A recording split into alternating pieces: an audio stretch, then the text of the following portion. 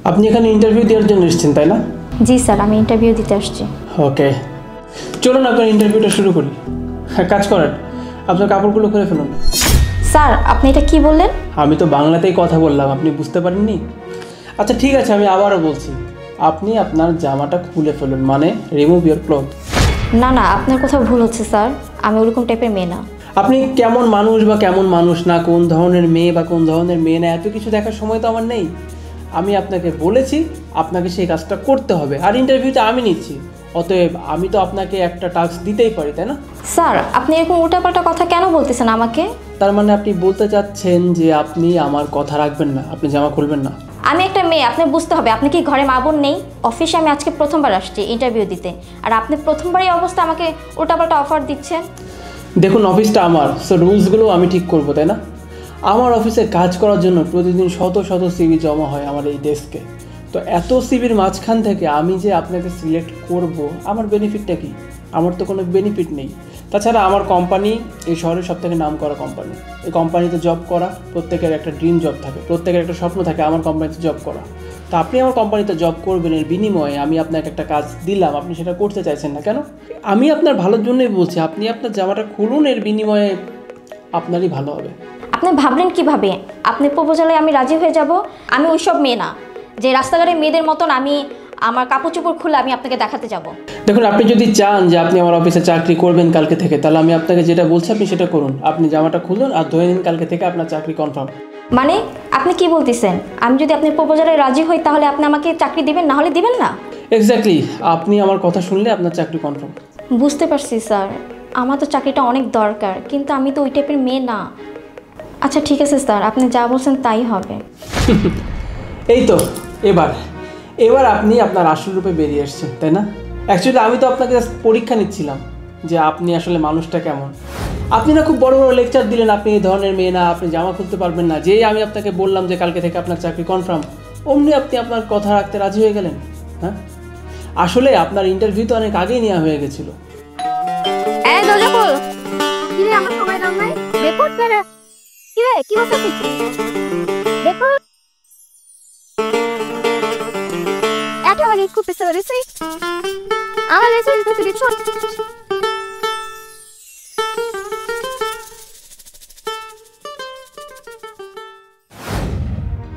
আচ্ছা গেল বাচ্চা, তুই এখন কি করতেছিলি? গেট খুলতেছিলি না কেন? আসলে ম্যাডাম নামাজ পড়তেছিলাম তো, যার জন্য একটু লেট হয়ে গেছি। এই নামাজে দোহাই দিস না, আমরাও নামাজ পড়ি, এত লেট হয় না আমাদের। ম্যাডাম আসলে নামাজটা একটু ধীরে সুস্থে পড়তে হয়, তাই একটু আমি আস্তে ধীরে পড়তেছিলাম। এই মুখে মুখে তর্ক করবি না, তুই জানিস আজকে আমার ইন্টারভিউ, আর আজকে যদি আমার লেট হয় না তা দেখিস তোর আমি কি করি। সরি ম্যাডাম, আসলে আমি বুঝতে পারিনি, আর আমি যখন নামাজ করি দুনিয়ার ধ্যান আমার কোনো কিছু খেয়াল থাকে না, যার জন্য এরকম সমস্যাটা হয়ে গেছে। ছোট লোকে বাচ্চা, ছোট লোক, আর মুখে মুখে তর্ক করিস, আর আজকে যদি আমার লেট হয় না, যদি আমি জবটা না পাই না, দেখিস তোর আমি কি করি।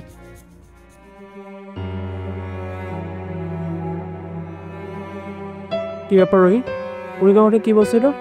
স্যার উনি হয়তো ইন্টারভিউ দিতে আসছে, গেট খুলতে একটু দেরি হয়েছে, তার জন্য আমার একটু খারাপ ব্যবহার করতেছিল। কি ধরনের কথা বলতেছিল উনি তোমাকে?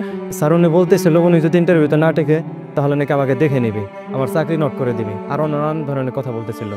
তুমি কিছু বলনি? স্যার আমরা তো গরিব মানুষ, আমরা তাকে কি বলতে পারবো? উনি অনেক বড় লোক মানুষ, আমি সাধারণ একটা গেটের দারোয়ান, আমি ওনাকে কি বা বলতে পারি? রহিম, এগুলো ঠিক না। কেউ যদি তোমাকে অন্যায়ভাবে কথা শোনায় তোমার তো প্রতিবাদ করা উচিত। হ্যাঁ হতে পারে তুমি দারোয়ান, তো কি হয়েছে? দারোয়ান বলে তুমি কি মানুষ না? আর তাছাড়া তুমি গরিব বলে যে সবাই তোমার সঙ্গে খারাপ ব্যবহার করবে আর তুমি সেটাই মেনে নিবে, ব্যাপারটা মোটেও এমন না।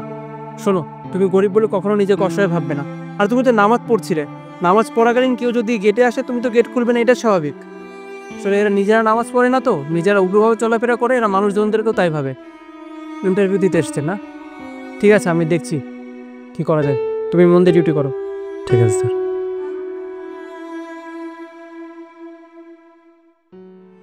গরিব মানুষের সঙ্গে খারাপ ব্যবহার করতে আপনার খুব ভালো লাগে, তাই না? স্যার, আমি বুঝতে পারিনি স্যার, আমি গরিবকে কখনো মানুষ মনে করতাম না, এই জন্য সবসময় খারাপ ব্যবহার করতাম। স্যার, আমি আসার সময় দরজাটা বন্ধ পাইছিলাম, অনেকক্ষণ দারোয়ানকে ডাকতেছিলাম, দারোয়ান আসতেছিল না, সেই জন্য আমার মাথা গরম হয়ে গেছে, এই জন্য একটু রাগারাগি করছি স্যার। শোনেন, আপনাকে একটা কথা বলি, পৃথিবীতে প্রত্যেকটা মানুষই সমান। আপনি বড় লোক, আপনার টাকা পয়সা আছে বিধে আপনি যে যার টাকা নেই, যে গরিব, তাকে অপমান করবেন, এই অধিকার আপনার নেই। গরিব মানুষদেরকে না সম্মান দিয়ে কথা বলতে শিখুন, কারণ প্রত্যেকটা বড়লোক কোনো না কোনো সময় গরিব অবস্থা থেকে বড়লোক হয়। হ্যাঁ, কোনো মানুষ জন্ম থেকে না বড়লোক হয় না, কোনো মানুষের কাছে জন্ম থেকে টাকা থাকে না, টাকা মানুষকে কষ্ট করে উপার্জন করতে হয়। যেই দারোয়ান এই যে কষ্টগুলো করছে, কেন করছে? সে টাকা পয়সা উপার্জন করছে, তার ফ্যামিলিকে চালানোর জন্য করছে। আমার বাবা মা, আপনার বাবা মা, কিংবা আমি বা আপনি, আমরা যে টাকা পয়সা রোজগার করছি কেন করছি? আমাদের পরিবারকে চালানোর জন্য করছি, তাই না?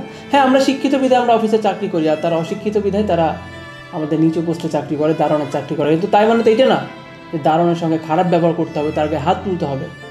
আপনি তখন যে ব্যবহারটা করলেন দারোয়ানের সঙ্গে, আমি তো তখনই সিলেক্ট করে নিয়েছি যে আপনাকে আমি চাকরিটা দিব না।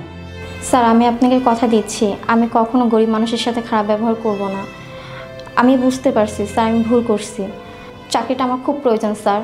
আপনি বিশ্বাস না করলে আপনি আমার কাগজপত্রগুলো দেখেন। আচ্ছা ঠিক আছে, আপনি যেহেতু এত করে বলছেন আমি আপনাকে ক্ষমা করে দিয়েছি।